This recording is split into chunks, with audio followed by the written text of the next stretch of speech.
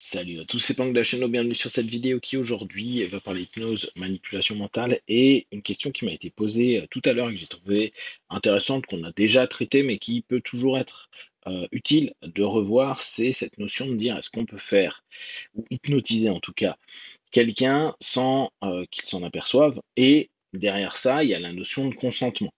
Et c'est un point que je trouve intéressant si on le regarde sur la notion de consentement, vu que c'est un sujet d'actualité récurrent. La personne doit consentir à, doit être en accord, on va dire consciemment, avec ce qui est en train d'être fait. Or, on sait que en hypnose, il y a des niveaux d'hypnotabilité. Ouais, bon, en gros, on peut être plus ou moins apte à entrer dans sa transe. Il y en a, ça va être très simple, il y en a, ça va être plus complexe.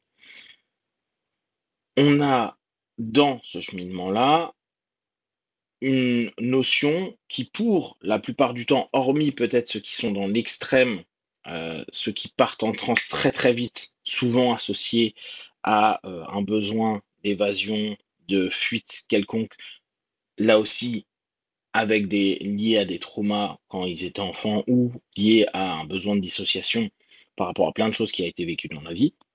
Hormis, on va dire, l'extrême qui très très très très rapidement vont plonger dans leur transe. Les personnes qui ne veulent absolument pas faire de l'hypnose ou vivre une expérience hypnotique n'iront pas. Pourquoi?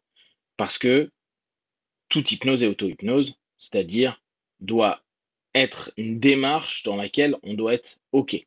Et quand je vous dis ça, ce que je viens de vous dire il y a quelques instants me revient un peu en tête, à dire, même si la personne elle est très très très très sensible à l'hypnose, au fait de partir dans sa transe, il y a un accord là, et c'est là la difficulté, plus ou moins conscient, de partir, de fuir, de se dissocier, de s'enfermer, de se focaliser sur quelque chose qui est différent de la réalité vécue à un moment T. Donc, il y a quand même un accord. Le problème qu'on va avoir, c'est un petit peu comme le rapport de consentement avec l'alcool. Est-ce que la personne qui a dit OK alors qu'elle était alcoolisée est toujours OK dans la réalité des faits, sachant que un moment T est un signe qui dit oui, et peut-être que, là on parle du sexe, va y avoir le corps qui dit non.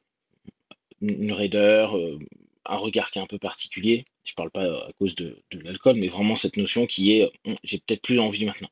Si on n'écoute pas aussi ce côté, alors là encore, subconscient, inconscient, qui est le corps qui dit pas envie, on pourrait se dire oui, mais verbalement, j'ai eu tout à l'heure l'autorisation, j'ai eu un consentement, il y a eu j'ai envie de toi, etc., etc. Cette notion de consentement, du coup, si on la ramène dans l'hypnose, on pourrait se dire, ok, mais la personne, elle doit consentir pour entrer en transe ou en tout cas être hypnotisée. Or, on sait qu'il y a de l'hypnose dite indirecte qui amène petit à petit la personne dans un état de transe. Or, on va prendre hypnose business. Dans le business, la personne, elle n'est pas là pour accepter de rentrer dans un état pour que vous lui fassiez signer un contrat ou que vous lui vendiez quelque chose. Par contre, elle veut acheter quelque chose, elle a un besoin et elle est d'accord pour que son besoin soit nourri. La nuance, elle est là. C'est que l'hypnose doit avoir un accord. Doit, j'exagère, il doit y avoir des petites exceptions, mais 99%, même les plus sensibles, vont donner un accord si on revient sur cette notion de l'hypnose est entraîner quelqu'un en auto-hypnose, c'est-à-dire que la personne doit être proactive dans sa démarche. Seulement, l'idée de l'hypnotiste, du PNListe, de la personne en communication qui sait plus ou moins jouer sur les notions émotionnelles, sur les notions d'envie, désir, sur tout ce qui n'est pas conscient, eh bien, il ne va pas imposer. En somme, il ne va pas imposer un consentement. Il va entraîner à ce que la personne consente. Alors, la nuance, elle est complexe parce que c'est, en gros, entrer dans une négociation, mais qui n'est pas forcément visible. Rappelez-vous, élément tout simple, la notion des yes set. Donc, les vagues de oui, c'est quand on commence à faire dire à quelqu'un, ok, est-ce que tu es d'accord avec ça? Euh, c'est cool de se voir, on n'a que 10 minutes, bon, on va au resto. Et après, vu que j'ai fait adhérer, ouais, ouais, ouais, on a plus de chances que l'élément suivant soit une adhésion. Viens, on va à la pizzeria. J'ai l'idée, j'ai mis en phase une ouverture vers du oui, donc il y a peu de chances que la personne me dise ah mais non, je voulais manger indien. C'est possible, mais en fait, je facilite l'orientation de ma suggestion à venir. Donc, mon idée n'est pas de dire je suis et je suis un forceur de consentement, c'est tu ne consens pas et je le comprends et je l'accepte, mais techniquement, je vais juste amener à ce que tu acceptes, tu consentes, d'aller dans ta transe. C'est emmener petit à petit la personne vers l'ouverture à cet état-là pour que la personne, elle, décide de plonger dans cet état-là. Sans que nous, on ait à pousser cette personne dans cet état ou à forcer cette personne dans cet état. Donc, c'est ramener petit à petit d'un état de non-adhésion à un état d'adhésion. Or, si on reprend la notion de consentement qui se veut être conscient, la personne consciemment pourra dire non, non, mais moi je commence à être bien et je me suis laissé aller. Puis ce qui me disait était amusant, ce qui me disait était drôle, ce qui me disait était je sais pas quoi. Ou si on reprend dans le business, non, mais au fur et à mesure, vu qu'on a un rapport de rationalisation, quand on rationalise la plupart du temps, quand on a fait quelque chose où c'est pas clair pourquoi on a accepté ou pas accepté telle chose, pourquoi on a eu tel ou tel comportement. Et parfois on a cette rationalisation à faire oui, non, mais il a commencé à me faire une proposition que je ne pouvais pas refuser.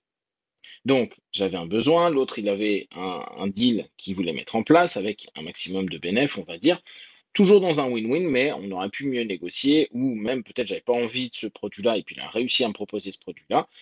Au fur et à mesure, la notion de négociation, il m'a recadré, redonné quelque chose, et il m'a donné envie, désir à ce moment-là. Donc, j'ai consenti à rentrer dans mon monde émotionnel, dans mon monde imaginaire, dans mon monde projectif, dans une futurisation potentielle si j'avais ce produit-là. Et au bout d'un moment, je suis pas venu acheter tel type de truc, on arrive à il a réussi, en tout cas, j'ai acheté un nouveau produit qui n'était pas tout à fait celui avec lequel j'étais venu dans l'intention, mon besoin, voire même, j'avais pas de besoin, il a développé un besoin.